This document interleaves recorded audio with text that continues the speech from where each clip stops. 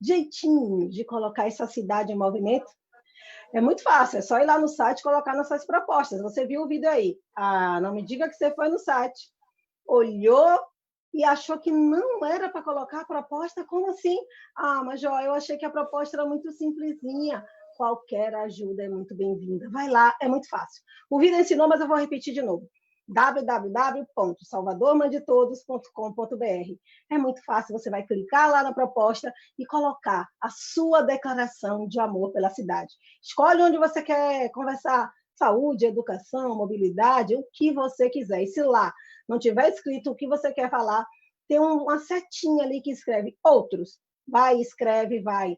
Engrossa essas fileiras. Vamos transformar esse movimento nessa onda maravilhosa. Mas se você ainda tiver uma dúvidazinha, vai lá nas minhas páginas do Instagram, Facebook ou do YouTube, @Major Denise. É fácil demais e vai ser maravilhoso receber todos e todas vocês nas nossas páginas, tá bom? Salvador Mãe de Todos é este movimento, esta grande onda que está tomando conta da nossa cidade. E hoje nós estamos realizando o nosso primeiro encontro. E esse primeiro encontro vai traduzir exatamente onde lá, nas propostas, nós temos a maior quantidade de ideias, a maior quantidade de soluções para abraçar essa cidade e transformá-la neste lugar maravilhoso de viver. Pensar essa cidade como este grande bloco, uma cidade só, a partir dos bairros populares até chegar na Vitória, mas invertendo essa lógica, invertendo a prioridade, levando a todas e todas nós o que de melhor esta cidade tem para dar, que é este cuidado com as pessoas que vivem nela. E para a gente começar hoje, a gente vai tocar com educação. A onda agora é essa, a educação. E sabe o que eu fiz? Quem foi que eu fui convidar? Eu fui convidar o melhor ministro da educação que esse país já teve, a pessoa que mais tempo ficou neste cargo até aqui. Claro, o nosso ex-ministro, ex-prefeito da cidade de São Paulo, Fernando Haddad. Mas antes dele falar, a gente vai ouvir agora um pouquinho de arte, porque já nos ensinaram que a gente pode até endurecer, mas jamais perder a ternura. Então, vamos ouvir você, Beatriz Oliveira. Canta e encanta para a gente aí com sua ternura e sua poesia.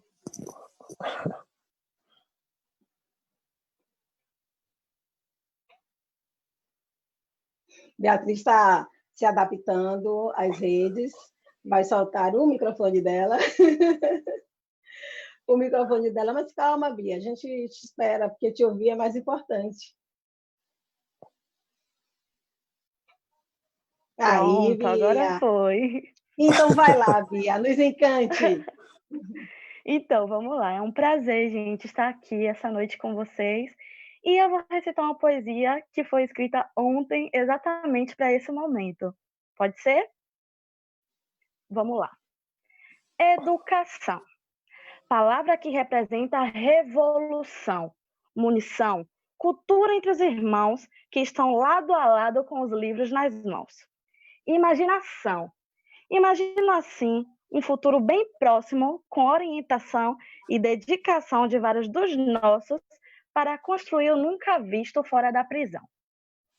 Prisão de sentimentos, pensamentos, cujos vocês tentam nos tirar, desvalorizando o que é público e instituições privadas tentando protagonizar. Senhor presidente, desculpa o barulho, mas eu vim para incomodar. Suas quase ideias de educação são de envergonhar o nosso povo que é de luta. Conhecimento não é escambo, é direito constitucional. Coisa que você ainda não entende, né? Já que fugiu dos debates do Jornal Nacional. Não há diálogo, porém, se não há um profundo amor ao mundo e aos homens, disse Paulo Freire. E com a sua atitude você confirmou, já que só ama o que te convém, né, senhor? Afinal, você sabe o que é amor? Tradicionalismo não foi bom nem para a educação. Por que seria na hora de lidar com questões do coração? Em meio à pandemia, uma simples gripezinha, fica difícil manter a mente no lugar. EAD só funciona para quem pode bancar para vestibular. Vocês continuam falando que é só seguir o que os livros nos dão, mas não dá. Princesa Isabel, defensora dos oprimidos, resultado do seu racismo apagando o que eu digo. Do que vale falar de educação se vocês não se importam com o nosso pão? Deixe-nos ser, deixe-nos ir, deixe-nos andar. Ri sem pensar em chorar. Nos dê condições de nosso futuro mudar. Mas se não abrirem as portas, vamos arrombar. Enfim, essa foi a poesia. Obrigada, Bia, que força, genialidade. Muito obrigada por tudo. E é assim que a gente faz educação, se inspirando também nessa juventude maravilhosa. Olha, vocês viram aí que Bia deu uma dificuldadezinha de bota áudio, tira áudio. A gente está reaprendendo. A pandemia fez a gente criar essa nova ferramenta de conversa, de diálogo, de construção. A gente está aprendendo a andar por esses becos, ruas, vielas do mundo digital. Então, hoje, por conta disso, nós vamos ter que elaborar as nossas perguntas, que vai ocorrer no final do nosso bate-papo aqui, através do bate-papo ou o americanizado chat aí desse seu sistema Zoom, tá bom? Não se preocupe, é muito fácil. Você vai clicar na tela do celular, lá embaixo, lado direito, vai aparecer 3 sinaizinhos ou a palavra mais. Clica ali e vão aparecer na sua tela a palavra bate-papo. Você clica no bate-papo, registra a sua pergunta, facinho, facinho. No final, a gente vai selecionar dessas perguntas, porque vocês sabem que é muita gente querendo falar com o nosso queridíssimo ex-ministro, e a gente não vai poder ficar aqui até amanhã de manhã. Até que eu queria, tá bom? Até que eu queria. Educação no nosso estado, na verdade, ela é uma pasta prioritária e vai atuando decisivamente em todos os períodos, ainda mais neste agora, da pandemia, que, como o Bia bem cantou aí, tem afastado essas meninas e meninos dessas escolas. À frente dessa nossa pasta, a gente tem o nosso secretário Jerônimo, que veio aqui hoje nos dar uma saudação. Seja bem-vindo, meu secretário, como vai o senhor? É sempre um prazer vê-lo. Saudade, Denise.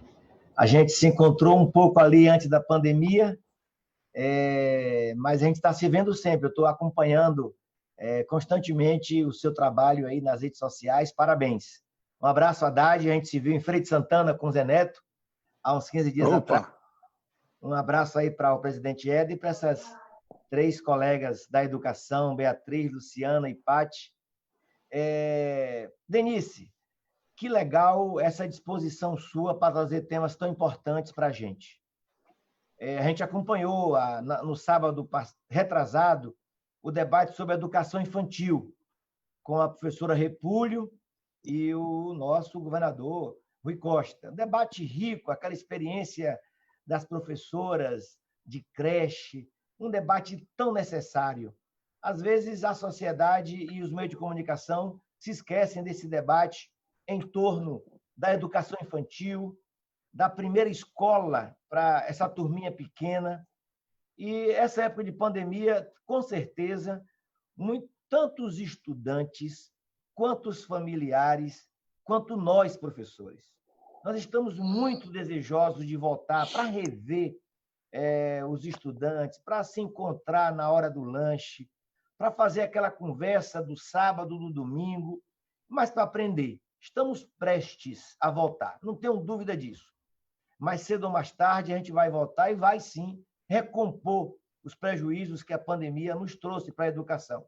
Estamos aqui, Denise, você bem sabe, o governo do Estado, o governador Rui Costa, autorizou, e a gente, junto com a Assembleia Legislativa, nós conseguimos pagar um vale alimentação estudantil para quase 700 mil estudantes, um pouco mais. Já estamos agora, iniciamos a segunda parcela, mas não é só isso. Nós estamos preparando a escola com protocolo, com álcool em gel, com pias, com máscaras, preparando o protocolo, arrumando a sala para ventilação suficiente, mas na parte pedagógica também trabalhamos, junto com prefeituras, junto com secretários municipais de educação, com conselhos municipais, com as universidades, tentando arrumar, e com os professores, arrumar um protocolo de retorno. Nós já estamos praticamente no ano de 2022. Por quê?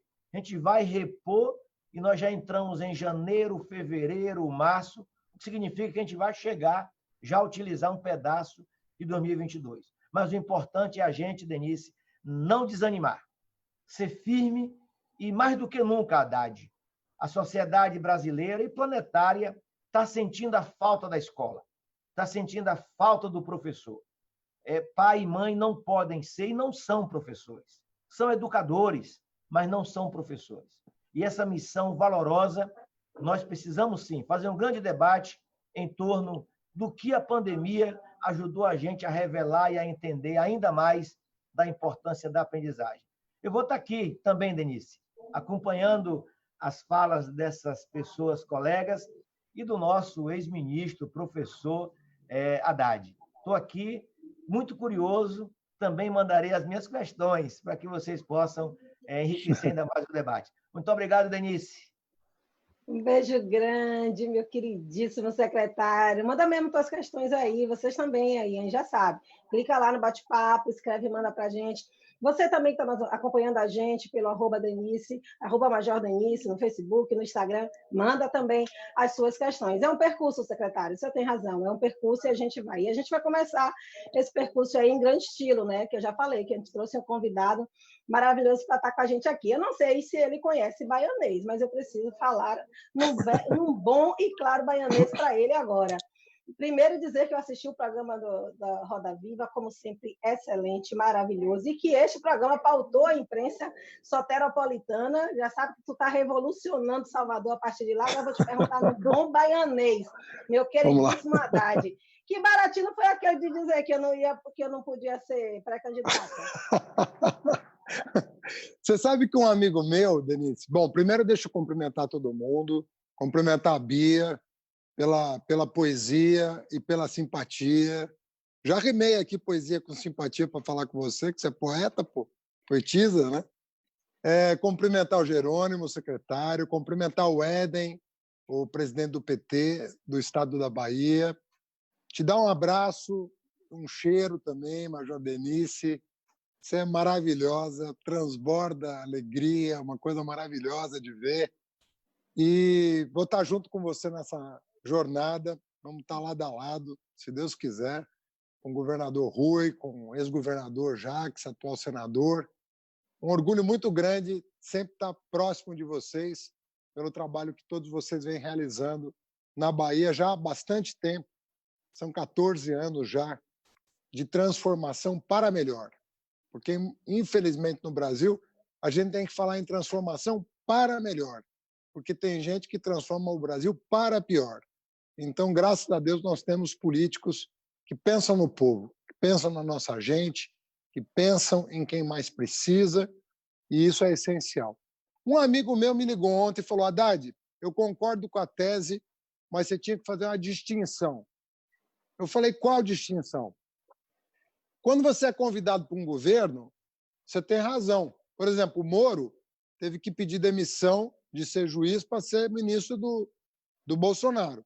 O Bolsonaro premiou ele porque ele fez o que fez contra o Lula. O ministro lá do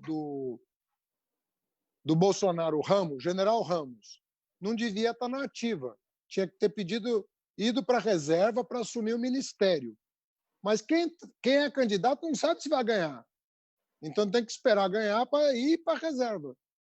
Eu falei: é verdade, porque eu estou acostumado a convidar pessoas, né, para trabalhar comigo, e aí quando você convida uma pessoa que é promotor de justiça, militar, a pessoa tem que sair da carreira para ocupar o cargo. Por exemplo, uma pessoa que é do Ministério Público quer ser ministro, pode, mas tem que sair da carreira. Um juiz quer ser ministro? Pode, mas tem que sair da carreira. Um militar quer ser ministro? Pode, mas tem que ir para a reserva. E aí, no caso de eleição, ganhou. Pode, mas daí tem que sair da carreira se ganhar. Então, os candidatos, as pessoas que vão se candidatar, quando ganhar a eleição para assumir, eu acho que tem que deixar a carreira de Estado. Porque nós não estamos falando de qualquer carreira, nós estamos falando de militar, nós estamos falando de promotor de justiça, de Ministério Público, estamos falando de Poder Judiciário, juiz, desembargador, ministro do STJ, ministro do Supremo. O ministro do Supremo não pode ir para o governo e depois voltar. Ele tem que sair do Supremo. Se ele quiser se candidatar, o ministro do Supremo pode? Pode. Mas ele tem que sair da carreira, né? Então, são situações que, de fato, são distintas. Mas eu sou realmente, eu acho que essas carreiras de Estado, você foi para a política, ganhou a eleição, você é nossa pré-candidata à Prefeitura de Salvador. Eu espero que você ganhe a eleição. E aí você vai deixar a carreira para ser prefeita e vai fazer outra carreira. E, se Deus quiser, não vai parar no cargo de prefeita. Vai seguir em frente. Pode ser deputada, pode ser senadora, pode ser governadora, pode ser presidente da República. Por que não podemos ter uma mulher negra presidente da República, por exemplo? Começa como prefeita, mas a gente não sabe onde vai parar. Se demonstrar competência, agradar o povo, segue a vida e vai fazer a sua carreira política, tendo deixado a carreira militar para trás, porque se elegeu. Aí vai mudar de carreira. Então, esse meu amigo me alertou para essa distinção de alguém que é convidado para ir para o governo e tem que se desligar da carreira imediatamente, daquele que se propõe como candidato, e aí tem que esperar o resultado eleitoral.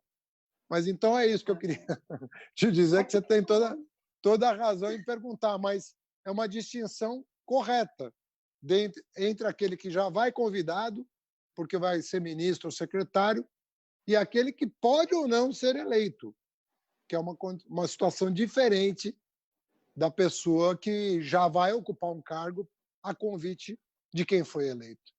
Mas, enfim, é bom saber que as pessoas que têm carreira de Estado, quando vão para a política, é uma nova carreira que está sendo iniciada. Então, eu espero, Denise, que você, como nossa pré-candidata, eu espero que você tenha muito sucesso. Eu acho que vai fazer um bem enorme para Salvador. Você sabe que você está falando com alguém que tem orgulho de ser cidadão soteropolitano e pela causa que mais me toca emocionalmente como professor e cidadão, porque a Câmara Municipal de Salvador me deu o título de cidadão pelo trabalho que eu fiz de permitir novos programas sociais que deram condição aos negros excepcionais que nós temos nesse país, que são milhões de meninos e meninas que têm boas notas no Enem, chegar a uma universidade pelo ProUni ou pelo SISU. Foi uma revolução que nós fizemos no Brasil. Hoje, pelo ProUni e pelo SISU, nós transformamos a universidade privada e pública no Brasil, com a presença da nossa querida população negra, que não tinha as portas da universidade abertas, e agora estão abertas para o aluno de escola pública. E a gente sabe que o negro está na escola pública, majoritariamente. Então, a gente tinha que transformar essa realidade. Então, eu, como cidadão dessa terra maravilhosa e abençoada que é Salvador, te digo assim que você pode contar com esse teu companheiro aqui, com esse teu correligionário, com esse militante que vai ter muito orgulho em andar pelas ruas dessa linda cidade com você, para promover o teu programa de governo, para ajudar a fazer um grande programa de governo para Salvador, que é uma cidade que merece tudo de bom que tem nessa terra. Povo maravilhoso, povo acolhedor, e nós vamos estar juntos para transformar a cidade. Então, eu queria te esclarecer isso e te dizer que eu estou à tua disposição para essa batalha aí, mas fazer esse esclarecimento inicial. Eu que agradeço. Eu que agradeço ouvir você falar, é um bálsamo. E a gente está junto, sim, eu me inspiro muito na tua gestão em São Paulo, me inspiro muito, né, quando te vejo, por isso assistir com muito cuidado, com muito zelo, me senti muito, muito acolhida agora na tua fala, e para nós é muito, mas é muito forte tê-lo, né, como farol, como guia, viu? E você está certo mesmo. Essa construção a gente fez juntos. Deixa eu te falar. A gente pensou em um movimento aqui para conversar com você. Já que o mundo digital, vamos lá inovar e revolucionar as formas de contato. Então, o que a gente pensou? A gente pensou no jogral. Tu é professor, tu entende o que é isso. A gente trouxe 3 pessoas para trazerem depoimentos, e a partir destes depoimentos, você dá a sua contribuição, você falar um pouco sobre sua expertise como esse ministro que você foi, e obrigada por tudo. O ProUni é excepcional e é apenas uma das tantas inovações que você trouxe para o meu povo, para o nosso povo, achatando um pouco, aplacando um pouco essas desigualdades sociais que, infelizmente, permeiam nossas cidades. Você, como ex-prefeito de uma cidade gigantesca, a maior metrópole deste país, e por isso também extremamente desigual, ela também traz experiências que podem agregar ao nosso estudo, a partir de Salvador, desse movimento de amor à nossa cidade. Então, a gente trouxe aqui, Haddad, algumas pessoas que vão falar a partir do seu lugar de fala, do seu lugar de vida, e aí a gente vai comentando, pode ser? Claro, com o maior orgulho. Então, a gente vai começar. Nosso primeiro depoimento é com minha queridíssima, minha amiga, a mulher que nasceu no Dia dos Namorados, para poder o namorado jamais esquecer do dia do aniversário dela, a nossa professora, Patrícia Albuquerque, ela é educadora da rede municipal. Seja bem-vinda, Pati.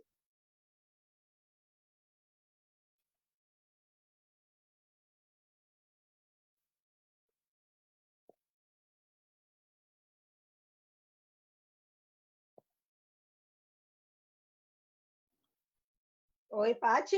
Abra o som, Pati. Acho que você está com o microfone desligado. Oi. Agora sim. Agora? Ok. Então, vou voltar. Boa noite, então, a todos e todas. Denise, muito obrigada pelo convite, né, para estar aqui participando com vocês nesse momento importante que é, né, a educação no Brasil, que vem sofrendo um desmonte aí pelo governo federal, né, e a gente vem sofrendo, né, essas reverberações no chão da escola. Então, assim, a minha fala vai ser muito em cima das políticas públicas que nos faltam, né? E a gente tem vivido momentos dentro da escola que a gente não tem um funcionário, né, ali, né? Temos poucos funcionários,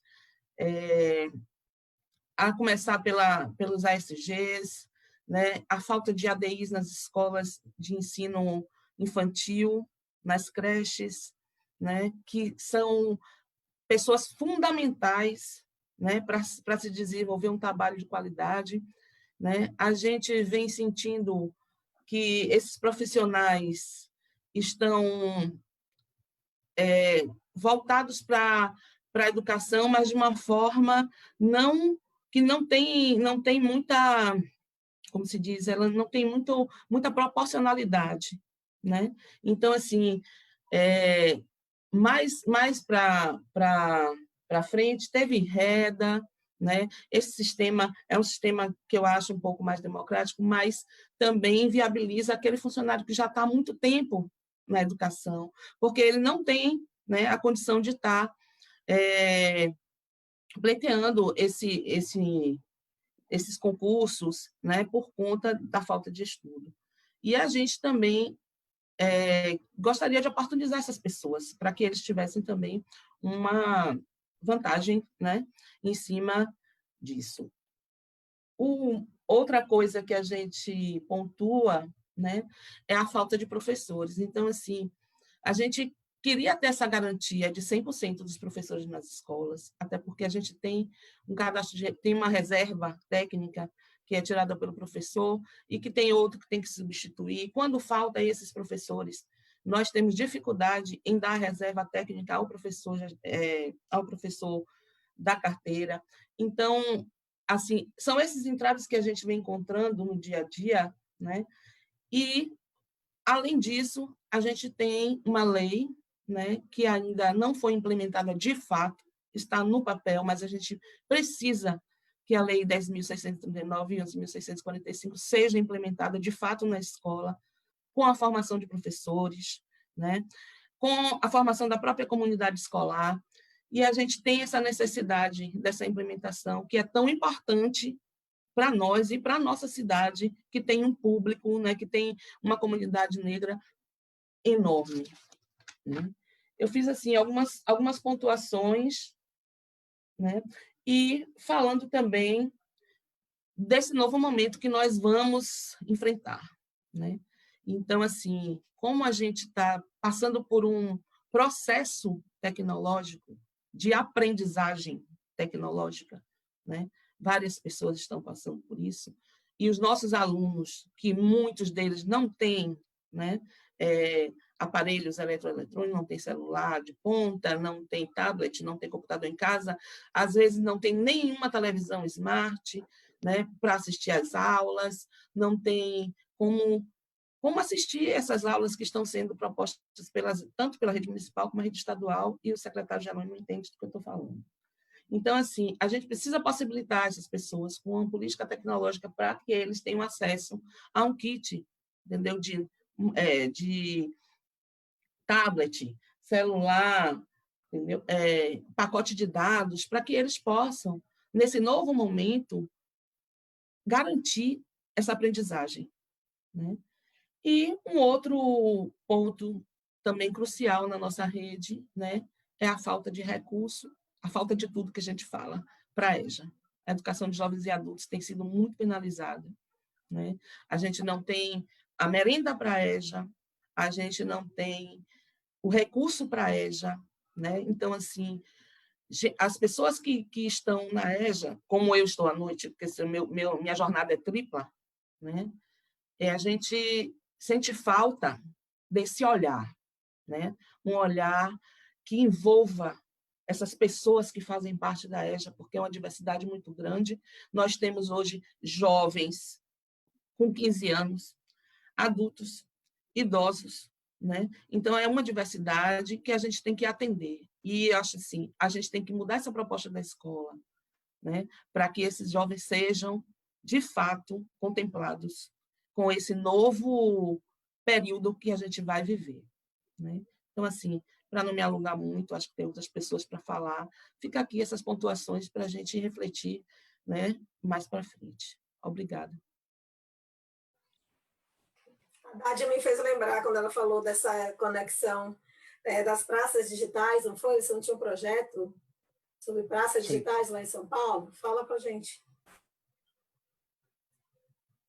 Já vou falar? Já vou bater bola com vocês? Meu amor, Ótimo. Aqui, assim, você acha que a gente vai largar você paradinho, descansando, só ouvindo? É interação. Não, deixa eu falar. Bom, as praças digitais, na verdade, a gente viu que muita gente da periferia, estou falando de um programa de 8 anos atrás, né?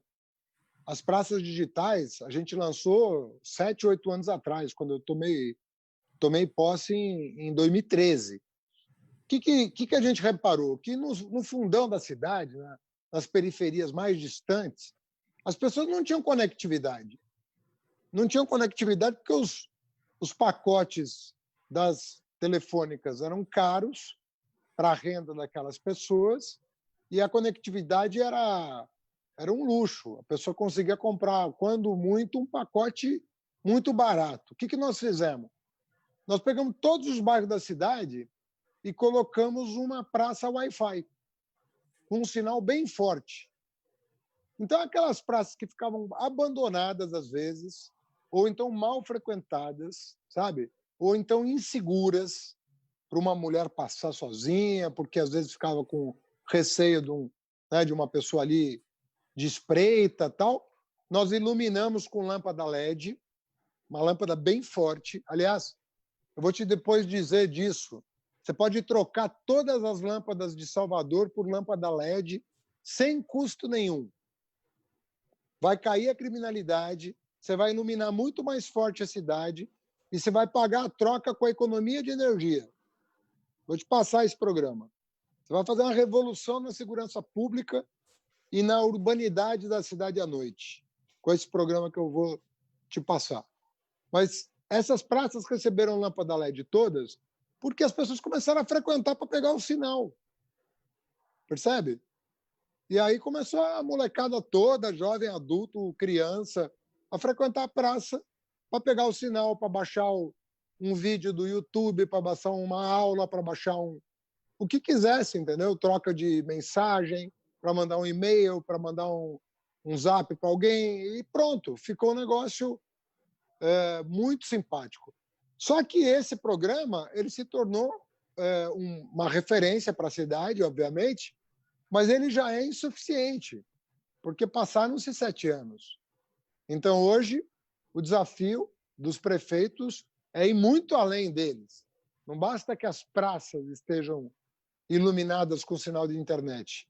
É preciso que toda a cidade esteja iluminada com o sinal da internet. Mas foi o começo, o germe de uma coisa que frutificou. Aí nós colocamos também no transporte público o Wi-Fi dentro dos ônibus da cidade de São Paulo, tanto o carregador de celular, né, a conexão com a bateria do ônibus, quanto o sinal de internet dentro do ônibus. E começamos a pensar formas de fazer chegar nas casas dos paulistanos, ou próximo das casas, um sinal amplo de internet. Porque não é só que as pessoas não têm o computador ou o smartphone, elas precisam do sinal depois. Você percebe? O Jerônimo está falando da falta de equipamento, mas depois e o sinal? Então você tem que cuidar de tudo. O prefeito cuida de tudo. Tem que olhar. Tudo é na conta do prefeito. Até o que não é da responsabilidade dele, é do governador ou do presidente, acaba caindo no colo do prefeito. E vocês vão ter um desafio enorme pela frente, que é um presidente que é oposição ao país. O presidente atual faz oposição ao país. Então, nós não temos um parceiro ali que vai ajudar os prefeitos e governadores a fazer um bom trabalho. Pelo contrário, uma pessoa que sabota, quando pode, o trabalho bem feito de alguns prefeitos e governadores. Então, é uma situação... Não vai ser simples, Denise, não vai ser simples governar Salvador com o Bolsonaro. Agora, você tem o Rui, no começo do teu governo, você tem um baita de um governador que vai te ajudar muito, um governador que é vitrine no país em várias áreas de gestão pública.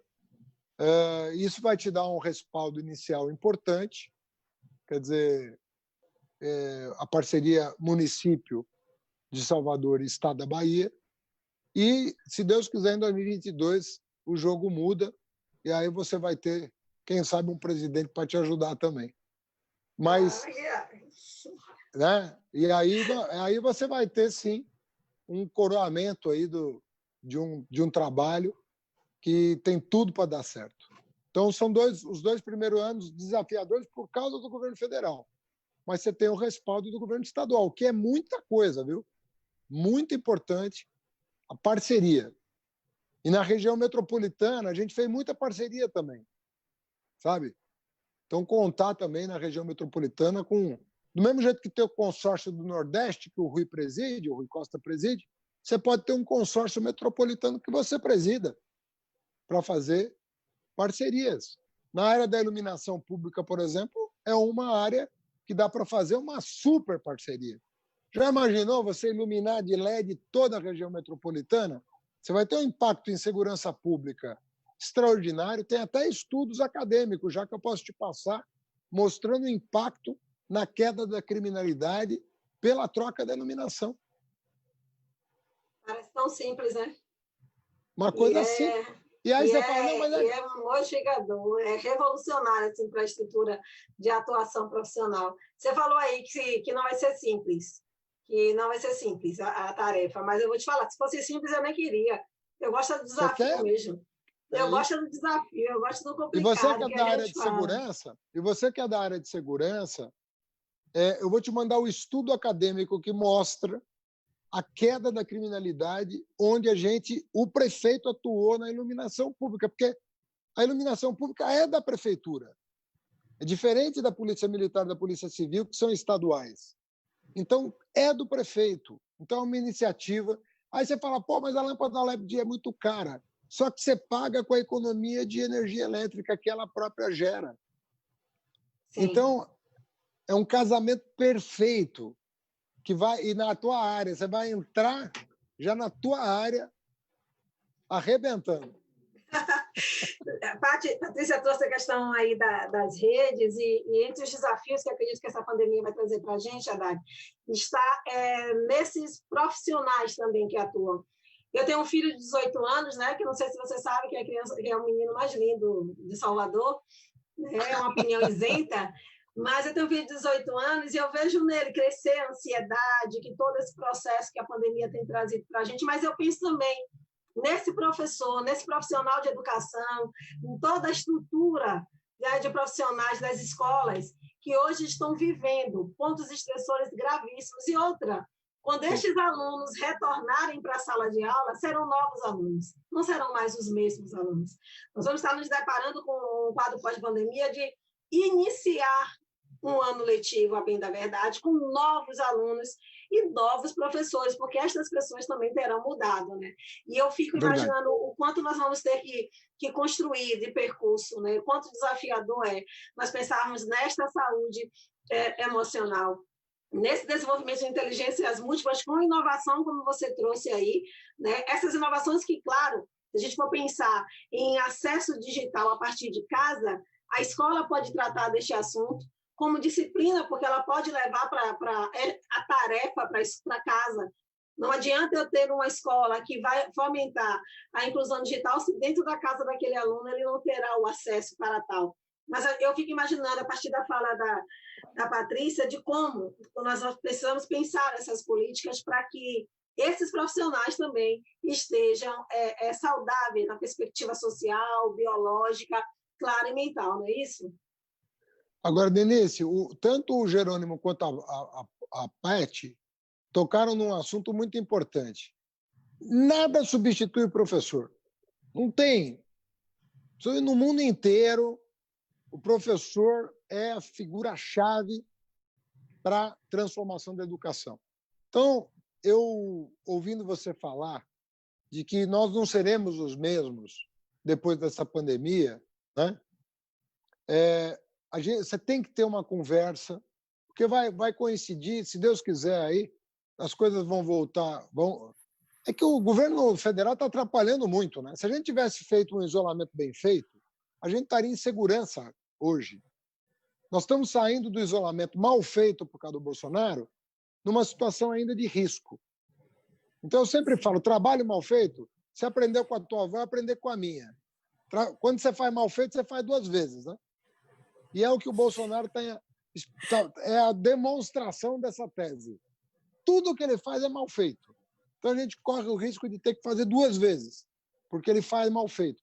E é engraçado que ele queria ajudar os grandes empresários. Acabou prejudicando os grandes empresários, porque agora a insegurança é geral, inclusive para quem tem dinheiro.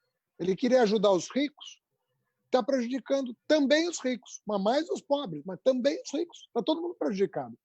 Porque o vírus não escolhe o pobre ou o rico, ele prejudica mais o pobre. Porque o pobre mora mais gente numa casa, mora num bairro menos estruturado, então se ele sai de casa, ele cruza. É tudo mais difícil para as pessoas pobres. Então ele prejudicou muitos pobres, mas ele não livrou os ricos do problema. Não livrou, que era o que ele queria. Então, você veja que é mal feito. Agora, nós vamos superar, porque o Brasil é grande, o povo nosso é grande, nosso povo ele é incrível, né? Ele atravessa as tormentas, mas você vai ter que ter uma conversa com os trabalhadores em educação em geral. Você vai ter que sentar com esses profissionais, motivar, se aproximar, conversar, acolher, né? Porque nós dependemos muito do professor estar centrado, estar bem, sabe?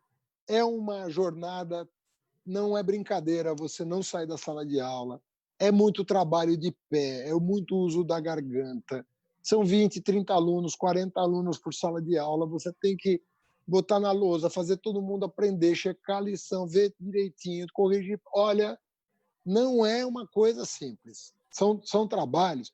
Nós estamos falando de profissionais. Quando você fala de professoras, quando você fala de enfermeiras, quando você fala de policiais, você está falando de gente que sofre um tipo de tensão na ponta permanente. Permanente. Segurança, saúde e educação são categorias-chave para uma cidade funcionar bem. Imagina você hoje estar na ponta de um hospital, de uma UPA, de um posto de saúde. Não é brincadeira. Às vezes o governo federal não providenciou o número de UTIs, não providenciou material de proteção individual. Então, você não tem máscara, não tem luva, não tem avental adequados para enfrentar esse negócio. Então, são profissionais que têm que ter. As enfermeiras desse país, você imagina o que essa gente está fazendo pelo povo? Então, nós temos que ter muito... Eu aprendi na minha vida pública que essas 3 categorias, enfermeiros e médicos, professores e trabalhadores em educação e policiais, a gente tem que ter uma proximidade muito grande, tem que ter muita conversa, tem que explicar muita coisa, entender muita coisa, a troca tem que ser intensa, porque são serviços-chave que a população precisa no dia a dia para o seu bem-estar. E se esse profissional não tiver, se ele não sentir da parte do líder, que é o Poder Executivo, que é a prefeita, se ele não sentiu que ele está respaldado para fazer um bom trabalho, né? Se ele se sentir desprestigiado, o cidadão vai perceber. Pelo contrário, se o Poder Executivo está ali próximo, dando as diretrizes corretas, né? Impedindo que tenha cidadão de primeira e de segunda classe, todo mundo seja tratado igual, né? Porque não pode ter cidadão de primeira e de segunda classe no nosso país, né? O policial tem que entender isso, o médico tem que entender isso, o professor tem que entender isso. Todo mundo é cidadão. E a melhor coisa do mundo é ser cidadão, é ter os seus direitos, é ter o seu respeito e é colaborar com a sua comunidade em contrapartida. Porque todo mundo que recebe educação pública, saúde pública, segurança pública, também é parte, né, da equação. Ele tem que responder a esse esforço social para o seu bem-estar, né, se portando como um membro da sua comunidade. O que eu posso fazer para ajudar Salvador? O que eu posso fazer para ajudar a Bahia? Também tem que pensar nisso. Você falou 2 coisas muito bacanas aí, né? Primeiro, essa questão dessa igualdade, é um dos nossos... onde eu observo, onde eu coloco o meu radar, né? De pensar sempre em igualdade e em justiça.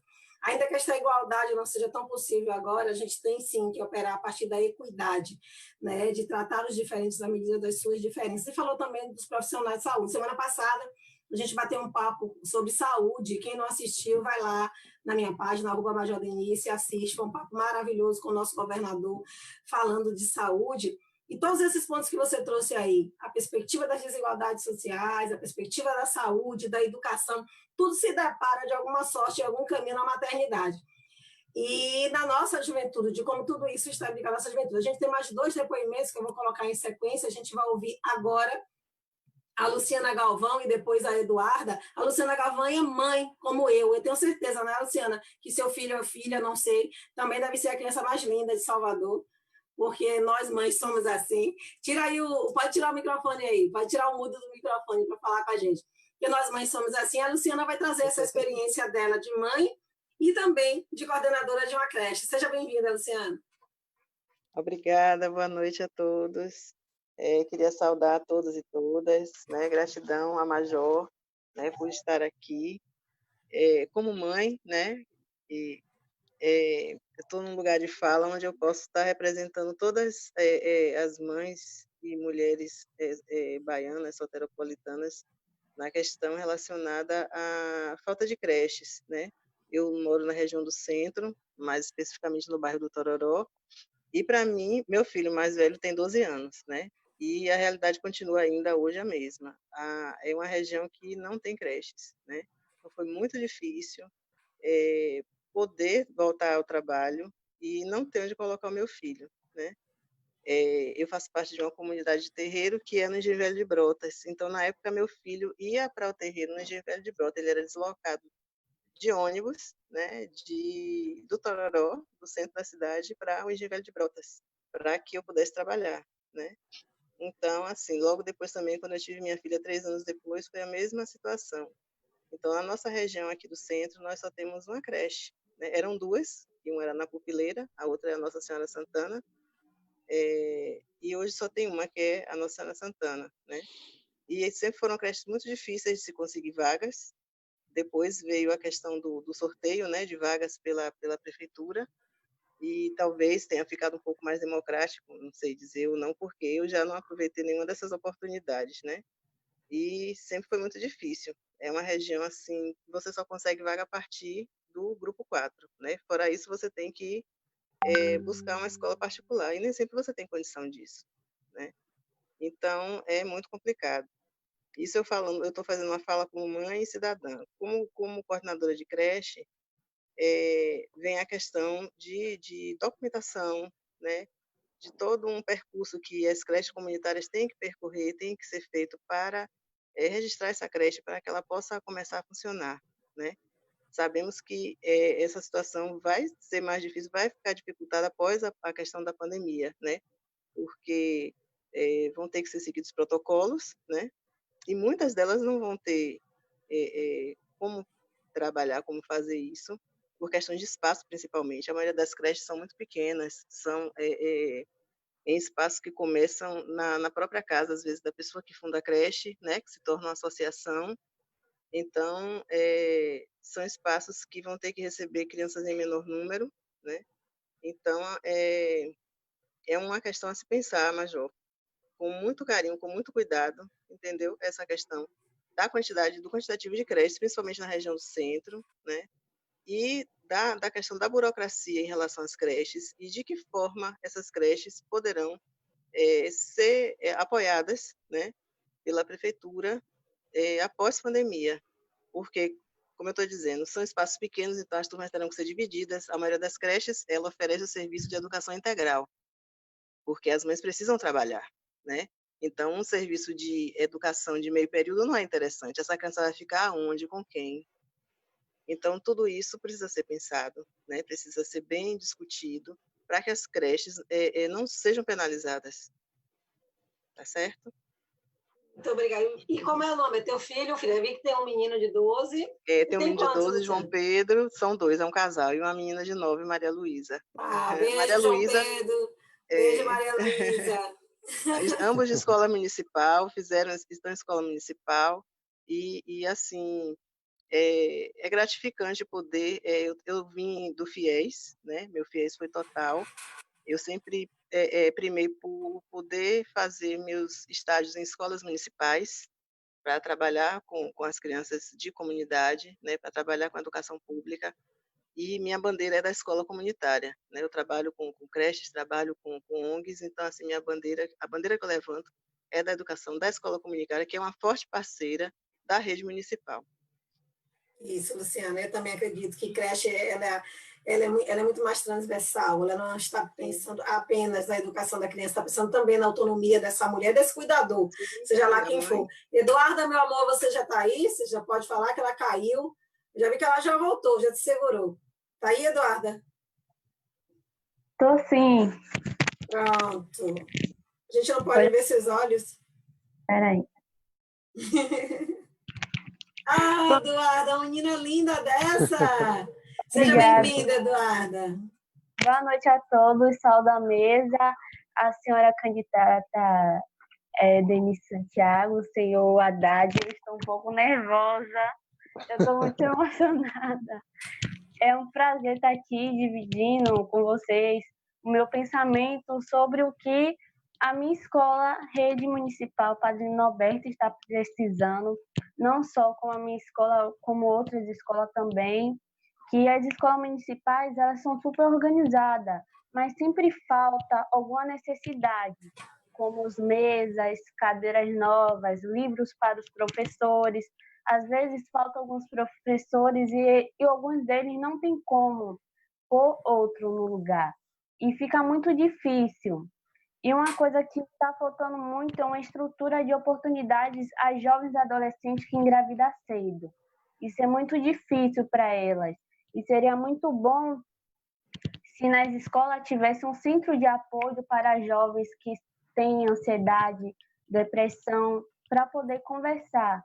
Porque hoje em dia a gente está passando por um momento muito difícil, que está abalando todo mundo, e está sendo muito difícil para a gente. Todos os estudantes estão fazendo o possível para poder pensar no futuro da gente, uma coisa que está sendo muito difícil mesmo para a gente, pessoas que não têm celular ou computador, às vezes não têm uma condições de ter uma internet dentro de casa, e isso está abalando todo mundo. E, principalmente, seria bom se nas escolas tivesse um curso não só para adolescentes, e sim para os adultos que estudam à noite. Seria muito bom para eles seguir um futuro junto com a gente, um futuro maravilhoso que nós estamos precisando bastante no mundo de hoje. Eu estou um pouco nervosa. Meu amor, você foi genial. Estou muito orgulhosa de você. Aí, Haddad, 2 pontos interessantes, né, para a gente pensar. A creche, essa questão do pré-escolar, que é indispensável na formação cognitiva das crianças, mas também essa busca pelo futuro, essa busca por uma educação que consolide para todos os jovens a possibilidade de seguir. Me fala aí da tua experiência sobre esses assuntos. A Eduarda tem que ser sua assessora, viu? Você viu como é que ela... Não, já é, né? Já é, né? Que coisa, Eduarda, viu? Olha, bom, a questão da creche, a mãe falou com toda certeza, tocou num ponto essencial. Hoje, sobretudo nas regiões metropolitanas, você tem um complicador, que é a falta de terreno para construir creche nas comunidades, nas favelas. Não tem terra. A terra está toda ocupada. O que nós fizemos aqui, Denise? A gente conveniou muito. A gente chamava um parceiro, pedia para o parceiro alugar um imóvel vazio. Vai ter muita coisa vazia, infelizmente, no país. Alugava uma coisa, fazia uma adaptação na forma que a lei mandava, com todo o protocolo para atendimento de criança. Aí a pessoa, depois de tudo pronto, alugava para a prefeitura para a gente fazer uma creche. Mas depois de todo o prédio adaptado para as crianças de 0 a 3 anos, que é o que é a creche. 4 e 5 já é pré-escola. Então, muitas vezes a gente pedia para fazer uma reforma, às vezes levava 1 ano a reforma, de tão degradado que estava o imóvel, mas valia a pena. Mesmo para o parceiro privado, valia a pena, porque ele deixava prontinho e ele tinha um contrato de longo prazo com a prefeitura, sabendo que a prefeitura não ia ficar sem aquele prédio, porque precisava do prédio para atender as mães. E atender as crianças, que a gente sempre pensa em creche para atender mãe.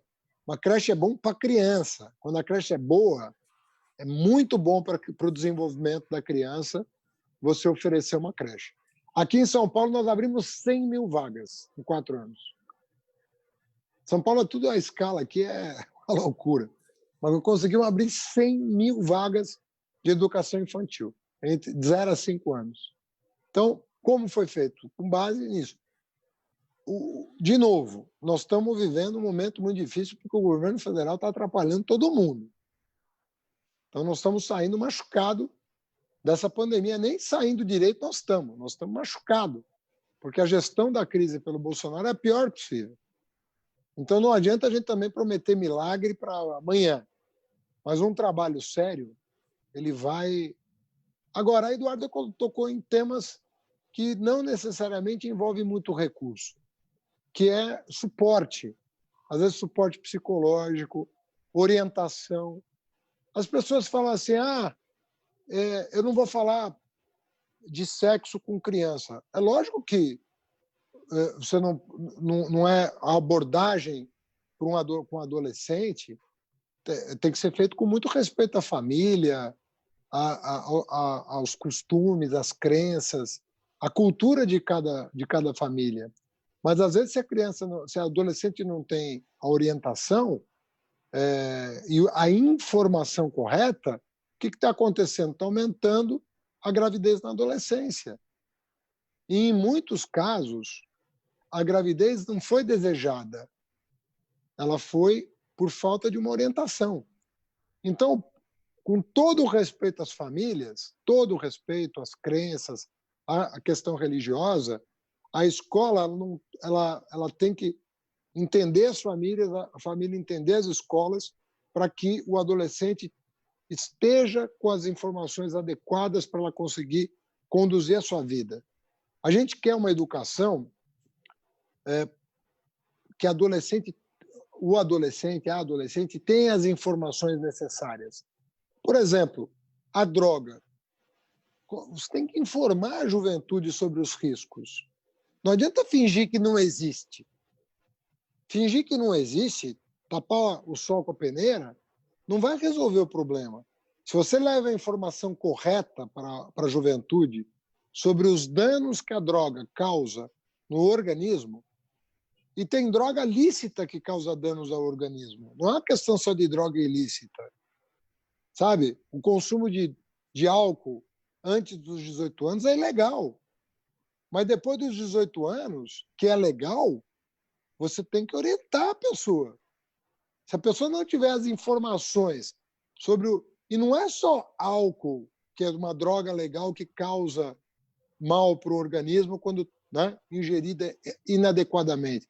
Muito açúcar faz mal. Tá certo? Então, essas informações a gente dá não é para fazer a cabeça de ninguém, é para informar. Quem faz a cabeça é a mãe e o pai. A mãe e o pai é que dão orientação. Agora, a informação, o reforço da informação científica é a escola. A informação científica, o mal que o álcool causa, o dano que causa ao organismo, o dano que a ingestão exagerada de açúcar, de gordura, causa ao organismo. São informações científicas. Aí você vai reforçar a educação do pai com ciência. E, às vezes, eu vejo, Denise, um perigo grave na nossa sociedade, que é opor a família à escola. Não entra nessa. A escola é a maior aliada da família. A maior aliada que a família pode ter. Se ela der informação de qualidade, formação de qualidade. Se a gente levar a ciência para a juventude, vai reforçar a educação que ele recebe em casa. Porque a ciência vai dizer o quê? A ciência vai dizer que a droga é boa? Se a gente sabe qual é o efeito da droga sobre o organismo, quer dizer, a ciência vai falar a verdade. A ciência vai falar que a gravidez na adolescência, a gravidez não planejada na adolescência é boa. Ou seja, nós vamos levar conhecimento científico para que o jovem se aproprie da sua vida, tome a sua vida nas mãos e dê o melhor destino com a formação que recebe dos pais e com a formação que recebe da ciência, que é a escola que oferece. Perfeito. Então, a Eduarda tem toda a razão em estar preocupada com isso. É papel da escola, sim, ajudar as famílias com informação científica. A ciência é amiga da educação, que vem de casa. Perfeito. Eu creio e eu acredito que educação é isso. Educação é colaboração, sabe? Estudante, professor, técnicos, família, como você bem disse. Família, né? Os gestores, tanto municipal como estadual, vivem em colaboração. Entendendo que em determinadas realidades, nesta realidade que vivemos em especial, a gente precisa inverter essa lógica de prioridades, entendendo, por exemplo, aqui de Salvador, meu conterrâneo, nós temos que inverter e pensar dos bairros populares para o centro, sabe? De Paris para Vitória, não ao contrário. A lógica tem que funcionar desse jeito, porque é lá que está a desigualdade social, é lá que nós temos que parar e pensar como é que esta cidade precisa ser equanimemente modificada, né? Esse espírito colaborativo e inclusivo tem que estar em pauta. A gente tem que pensar como a Eduarda bem disse, em crianças, em jovens, em adultos, em pessoa idosa, em pessoas com deficiência. A gente tem um grande gargalo em escolas para recepcionar essas pessoas com deficiências também. Então, pensar a partir da creche a formação daquele adulto, a formação profissional, a formação social, a formação moral, vai passar por isso que você falou sobre tudo isso, e pensar a educação não apenas para a gente alcançar índices, pensar a educação para transformar a vida das pessoas. Esse é o caminho. Né? Haddad, quando a gente falou que vinha discutir educação ainda mais contigo, muita gente veio ver, tem muita gente espalhada nas nossas redes aí, está lá, @MajorDenice, está lá também no YouTube, Instagram, Facebook. Então, está todo mundo aqui fazendo um monte de perguntas e eu já selecionei algumas aqui para a gente ir falando. Infelizmente, não vai dar para colocar todas, que a gente não tem nem tanto tempo assim para isso, mas eu trouxe algumas aqui e queria que você pontuasse. Para começar, foi nessa perspectiva que você trouxe aí, Marcos Gomes ele vai questionar, pede para que você fale o que você sugere para avançarmos no cuidado sobre a saúde mental do professor no ambiente escolar e no ambiente escolar como um todo. Como fazer isso? Um pouco que a Eduarda falou também, um pouco que a Patrícia falou. Como é que a gente pode fazer para avançar nesse cuidado da saúde mental dessas pessoas? Olha, eu estava dizendo que o professor, sobretudo da educação básica, na universidade o regime é outro, porque você faz muita pesquisa, você tem tempo para escrever capítulo de livro, paper.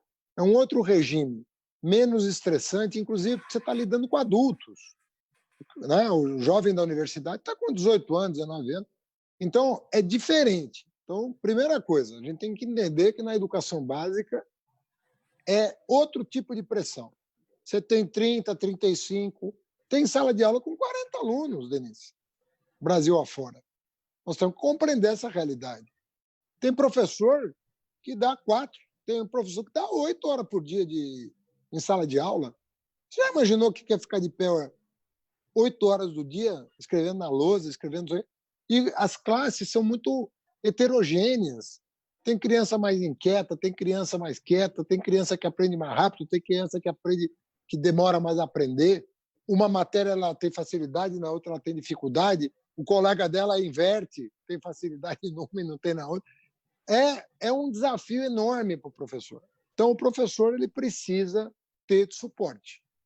Não adianta imaginar que essa categoria possa... ela precisa ter um suporte. Ela precisa ter um equilíbrio. Você precisa buscar um equilíbrio. É óbvio que nem sempre o ideal é possível, né? Em termos de remuneração, de carga horária, nem sempre o ideal é possível. Mas se o profissional tem o horizonte, sabe, de que as coisas vão melhorar, né? Se ele tem o respeito do prefeito, da prefeita, se tem o respeito, se ele sabe que tem ali uma pessoa comprometida com a educação, é que nem quando você pega uma estrada errada, você fica angustiado, né? Mas quando você acha o retorno, não dá aquela sensação de alívio? Então, é isso que, às vezes, o profissional precisa. Ele precisa saber que o prefeito pegou o retorno para botar a coisa no trilho certo. Aí ele respira. Então, tem um impacto psicológico muito grande. E tem que ter uma conversa com os profissionais preto no branco, assim. Você tem que falar a verdade. Sabe? Abrir, não ficar fazendo de conta que não existe problema e também não fazer corpo mole, porque você está para resolver os problemas. Você está enfrentando porque você quer resolver. Então, se o profissional, eu repito, porque é muito importante isso, o profissional tem que sentir em você uma liderança sincera, sabe? Uma liderança autêntica, uma pessoa que não fica embromando, uma pessoa que fala as coisas para valer.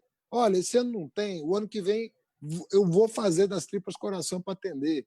Aqui não dá, hoje não dá. Nós estamos no meio de uma crise monumental, né? Que está sendo agravada pela má condução por parte do governo federal. Então, é conversar e os profissionais sabem o que fazer. Assim, os profissionais de saúde sabem, tem síndrome de burnout, tem uma série de coisas que são típicas do exercício profissional, do magistério, que são conhecidas, né? E os profissionais de saúde sabem disso tudo. Eles sabem conduzir o processo. Sabe? Eles têm a dimensão do que é a vida de uma professora e de quais os cuidados precisam ser tomados para melhorar a qualidade do seu trabalho e o seu bem-estar, né? E isso impacta aprendizado. Sabe? Um profissional com gás ali, com respaldo, ele impacta, ele devolve em dobro para a sociedade. Agora, nada que, sabe, um diálogo permanente e sincero não resolva. As dificuldades são medonhas, não vamos aqui, né, aliviar o quadro, porque o quadro não permite, a situação é muito grave, né? De novo, nós temos o pior gestor de crise que nós podemos ter na presidência da República, não é pouca coisa. A disputa é entre ele e o Trump, quem é o pior no mundo. Não se sabe ainda quem é o pior, mas sabe que é um dos dois. E isso é muito grave, né? Muito grave. Você ainda colocou como gestor, Haddad. Eu acho que é fomentador. Fomentador de crise. A gente tem uma pergunta aqui que com toda essa crise aí do governo federal, eu acho interessante a gente discutir. A professora Zilda Maria, ela está perguntando qual a importância do Fundeb como financiamento para a educação. 200% a importância. Não é 100%, é 200%. Olha, gente, o Lula fez uma coisa extraordinária. O Lula pegou o custo aluno, quanto investia por aluno no Nordeste. Vou repetir, porque é muito importante quem está nos ouvindo. Quanto que era o investimento por aluno no Nordeste? E percebeu que ele chegava a ser 1/3 do investimento no Sul e no Sudeste. Como é que esse aluno vai aprender, gente? Porque inteligente todo mundo é. Todo mundo é inteligente, todo mundo é capaz de aprender. Mas para um você dá 10, para outro você dá 3. Isso aqui é o mesmo aprendizado? Se desse para fazer com 3, o outro não estava pagando 10.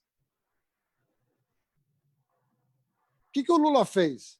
Criou o Fundeb, injeção na veia do Nordeste, na veia da educação do Nordeste. Está mudando a realidade do Nordeste. Então, o Fundeb, sem Fundeb não tem piso nacional do magistério. Como é que você vai pagar o piso nacional do magistério sem Fundeb? Sem os 15 bilhões por ano que a União põe no fundo. Não tem piso nacional do magistério. E nós temos poucos meses, nós temos 5 meses para aprovar. Porque ele tinha 14 anos. O Lula projetou 14 anos para frente. Então ele agora precisa ser votado. Venceu os 14 anos. Eu era um ministro lá quando aprovamos em 2006. Para 14 anos. Chegou 2020. E o governo federal nem fala do assunto, nem toca no assunto. Por isso que nós estamos fazendo uma campanha nacional junto ao Congresso Nacional, porque nós não dependemos do Bolsonaro para aprovar o Fundeb. Nós não dependemos dele. Porque a emenda constitucional não vai para a mesa do presidente para sancionar. Ele não tem poder de veto. Então, nós estamos numa mobilização nacional para aprovar o Fundeb, apesar do Bolsonaro. E ele não vai impedir. Como ele não impediu os estudantes de irem para a rua ano passado, pedir a liberação do orçamento das universidades federais que estavam quebrando. Foram 1 milhão de alunos, de estudantes universitários para a rua. Eu participei de várias manifestações de rua. E nós conseguimos 100% da liberação do orçamento do MEC, apesar do ministro, que não queria liberar. E acabou caindo ele. E a educação ainda está de pé, apesar dos esforços do governo para derrubar a educação. Mas a educação vai ficar de pé. Vai sim, porque é o único caminho, não é um caminho, não. É o único caminho. Aproveita aí, compartilha aí nas tuas redes, vai lá, clica, compartilha para todo mundo ouvir isso que o nosso Fernando Haddad falou. O Fundeb é de todos nós, não só para a educação, não. É para os profissionais da educação, é para os pais, é para as mães, para esses estudantes, é para o futuro desse país, para o futuro dessa linda Eduarda, para o futuro de Beatriz, mas é também para o meu futuro, porque é lógico que quando a gente vê nossos filhos crescerem, amparados, a gente fica muito mais feliz. A professora Ana Célia fez uma pergunta aqui, como a formação dos professores pode ajudar na reeducação do corpo docente para superar o racismo e a intolerância religiosa no ambiente escolar, cita a implementação da Lei 10.639 como um caminho. Pede para você falar o que você pensa sobre isso, e também o DJ Branco, ele pede para falar sobre a valorização da cultura da periferia, sabe? Desse respeito à identidade da periferia, daquela cultura que está ali posta em movimento no processo educacional. Excelentes perguntas, Denise. Alegria responder cada uma delas. Em primeiro lugar, nós aprovamos a Lei 10.639, Por que ela é importante? História da África. Simplesmente porque 52% dos brasileiros são afrodescendentes. Não estou falando... Se fosse 5, já seria importante, mas são 50. Agora, outro detalhe, nada desprezível. Nós trouxemos 4 milhões de negros da África, forçados. Submetemos esse povo, trazido, forçado para cá, à escravidão, por 350 anos. Depois da abolição, não demos nada para eles. Nada. Não demos educação, não demos terra, não demos crédito. Nada.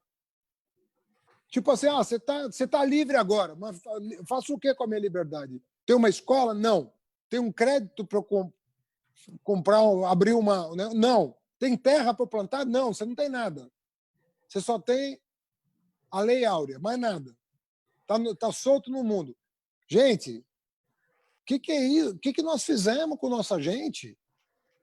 Hoje, agora, depois de muito esforço, você vai numa universidade federal, graças a Deus, tem lá 50% de negros, 70% de jovens de escola pública. Mas e a luta social para conseguir isso? E o movimento social todo, quantas décadas para conseguir tudo isso? Conseguimos um pouco, uma parte. Nós nem começamos ainda a nossa conversa. Nós temos ainda um resgate enorme, uma dívida enorme para saldar. E essa dívida começa com consciência. Consciência disso tudo que eu estou falando. E então, o que nós fizemos? Nós pegamos 8 volumes da história da África, feita pela Unesco. Estava traduzido, só tinha a versão em inglês e árabe e francês. Traduzimos para o português, os 8 volumes. Eu tenho aqui em casa os 8 volumes. Aí nós resumimos em 2 volumes. Aí nós fizemos um livro didático desses 2 volumes para ir para as escolas, para começar uma conversa de conscientização. Importância da gente saber do que a gente é feito, da onde a gente veio. Olha, eu sou filho de imigrante, mas meu pai escolheu vir para o Brasil. Ele não veio forçado, ele veio como imigrante, ele veio como convidado. É muito diferente. Meu pai era camponês, meu pai não era um homem rico.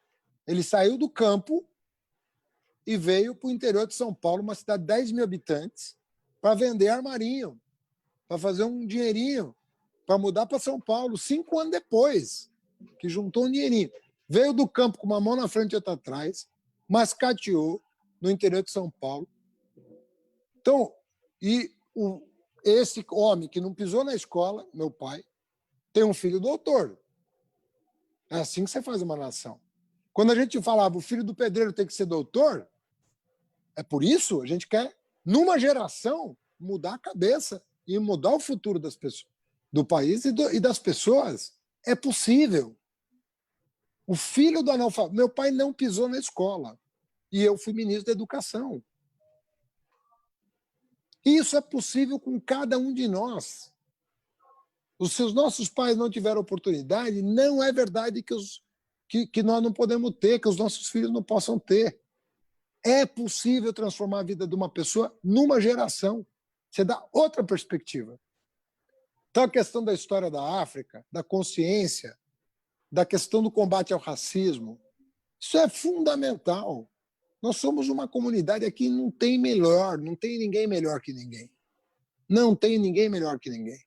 Uma das grandes coisas que a religião cristã pode dizer para todos nós, mas vale para todas as religiões, é assim, não tem ninguém melhor. Então, quando às vezes eu vejo uma pessoa que é evangélica, ela pode ter preconceito contra o negro? Qual o sentido disso? Ou um negro pode ter preconceito contra uma pessoa evangélica? Qual é o sentido disso? A gente não tem liberdade religiosa no país? Cada um não escolhe a sua crença? Você escolhe a cor da tua pele quando você nasce? Você nasceu. Então, são coisas que a gente precisa compreender. Isso não pode nos dividir. As pessoas têm que ser respeitadas na sua crença, as pessoas têm que ser respeitadas pela sua origem, do mesmo jeito que um negro, um imigrante, um branco, nós podemos conviver aqui em paz. Cada um tem uma vocação, tem um talento, as pessoas vão desenvolver os seus talentos. Deus, graças a Deus, deu talento para todo mundo. Só que, infelizmente, não é todo mundo que descobre o talento que tem por causa da forma como a gente organiza a sociedade. Não é culpa de Deus que deu talento para todo mundo. Culpa nossa, que alguém nasce, cresce e morre sem saber o talento que tem. Então, isso é educar. Isso que é bacana.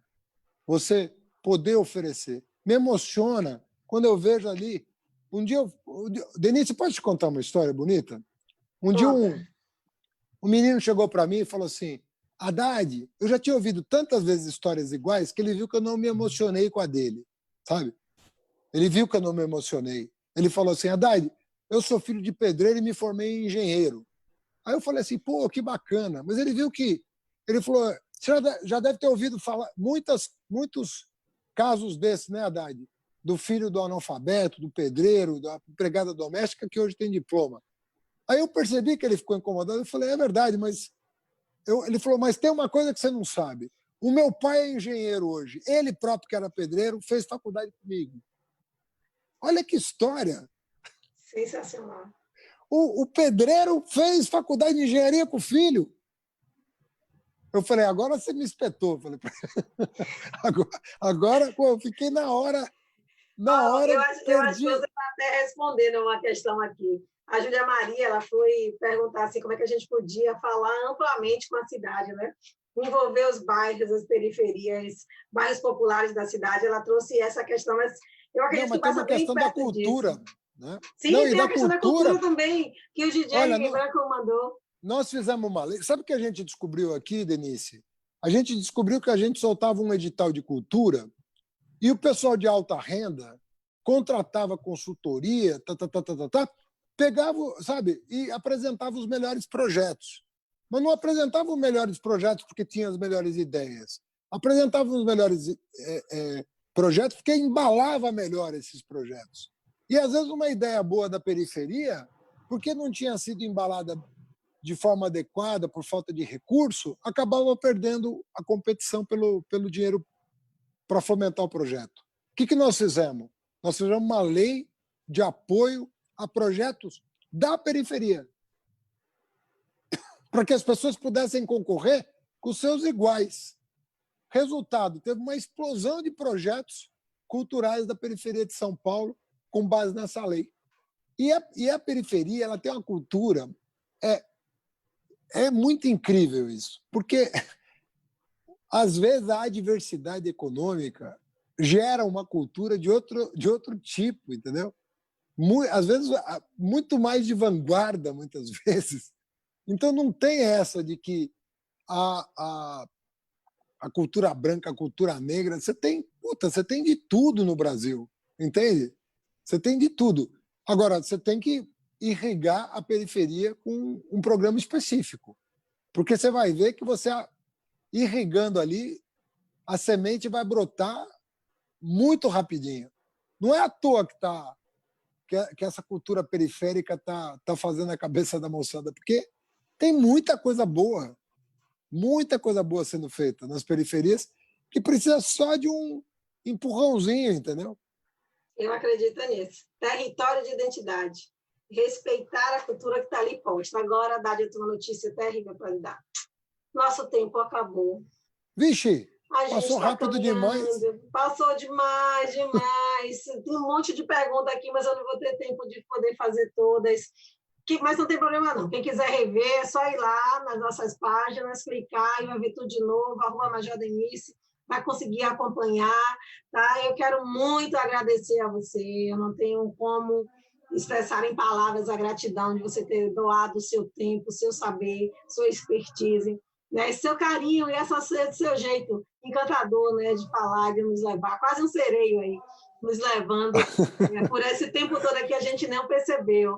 Eu abro para você ficar à vontade aí, para dar seu até breve. Você já me prometeu que você volta daqui a pouquinho aqui a ficar conosco. Dá seu até breve para todos os seus conterrâneos e conterrâneas de Salvador e todo mundo que está nos assistindo. Olha, Denise, foi muito prazeroso, passou muito rápido mesmo.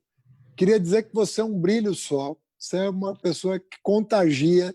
A gente está virtualmente aqui, fico imaginando pessoalmente, como é que você é, se você está com esse sorriso todo teu. Olha, eu queria dizer o seguinte, eu queria muito que a gente tivesse a oportunidade de continuar essa conversa. Porque, como eu te falei, eu sou cidadão soteropolitano. Então, eu queria militar aí como se eu estivesse em São Paulo, entendeu?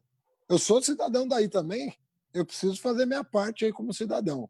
Então, você pode aí falar com o Lá e com o Fred, já marcar 2 para frente aí, e a gente voltar a essas conversas, recupera essas perguntas, não dispensa não, fica com elas, guarda essas perguntas, para você me fazer daqui uns dias, a gente volta a conversar, que assim, a hora que tiver teu registro feito, você puder fazer campanha, que eu puder pedir voto para você, puder falar preto no branco o que eu acho que tem que ser a nossa campanha salvadora, e tiver liberado pela Justiça Eleitoral, aí você conta comigo mesmo, porque eu vou ser teu parceiro ali, de braço dado com você nas ruas de Salvador. Tá bem? Combinado aí, juramento do dedinho, viu? Aqui, ó, tá aqui, firmeza. Tá colado, muito obrigada, Haddad. Beijo grande para ti, para tua audiência toda.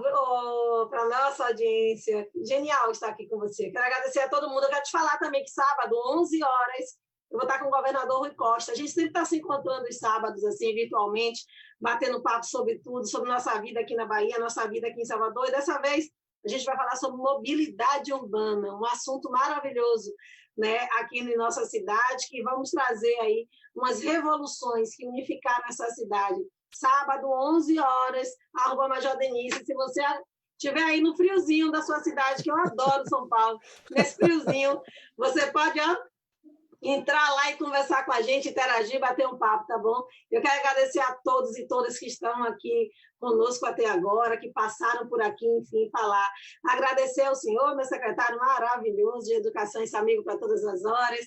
Pati, minha diva, minha deusa, obrigada por tudo. Luciana, que caiu. Eduarda, que bom ter você aqui conosco, que bom saber que você existe, minha linda. Você foi maravilhosa hoje, me ensinou tanto, me ensinou mais do que você acha que você aprendeu, eu tenho certeza disso. Continue firme e forte, também se preocupando com as pessoas desse jeito, porque a gente precisa se preocupar, sim, com os nossos, a gente precisa cuidar, sim, de todo mundo que está em nossa volta. Eu não consigo imaginar a felicidade sendo única, a felicidade ela é coletiva, ela é social. A gente só vai poder ser feliz quando todas as pessoas forem felizes, tá bom? Muitíssimo obrigada. E aí a gente vai terminar como a gente começou, com essa lindíssima Beatriz, nos encantando com sua poesia. Vamos lá, Bia, está contigo. Vamos lá, gente. Boa noite mais uma vez. Para quem não me conhece, meu nome é Beatriz, sou diretora estadual de Mulheres do MPJ em Disparada, sou uma das dirigentes do Ruazia e também sou estudante de pedagogia. Essa poesia ela é minha autoral e eu fiz de acordo com o meu ponto de vista em relação a esse momento que a gente está vivendo de pandemia. Esses dias liguei a TV. A cidade estava um caos. Estavam falando sobre um tal vírus. Pensei, gente, descobriram agora que existe a desigualdade social? Não, era um outro vírus, um tal de Covid-19. De certa forma, se apropria da desigualdade, já que afeta mais o pobre. Dona Maria, cuidado! Você viu a mãe de Miguel? Foi trabalhar e perdeu seu filho que caiu do telhado. E a culpada pagou 20 mil e foi solta. Esse é o nosso preço, Dona Maria. Achei que Isabel já tinha assinado a alforria. Genocídio. Palavra que não se aplica a branco e rico. A favela ainda grita. Liberdade! Liberdade! Enquanto os senhores e senhas de engenho ainda circulam livres pela cidade. E foi assim que o vírus chegou. Silencioso, ardiloso, foi jogado no ventilador. Gente rica trouxe de avião. Primeira classe. Doença trazida por rico, mas é na nossa pele que arde. Tem problema não, rapaz? Fica de quarentena. Quarentena. Outra palavra, dessa vez desconhecida, com um sentido mais desconhecido ainda. Hashtag fica em casa. Vá se cuidar.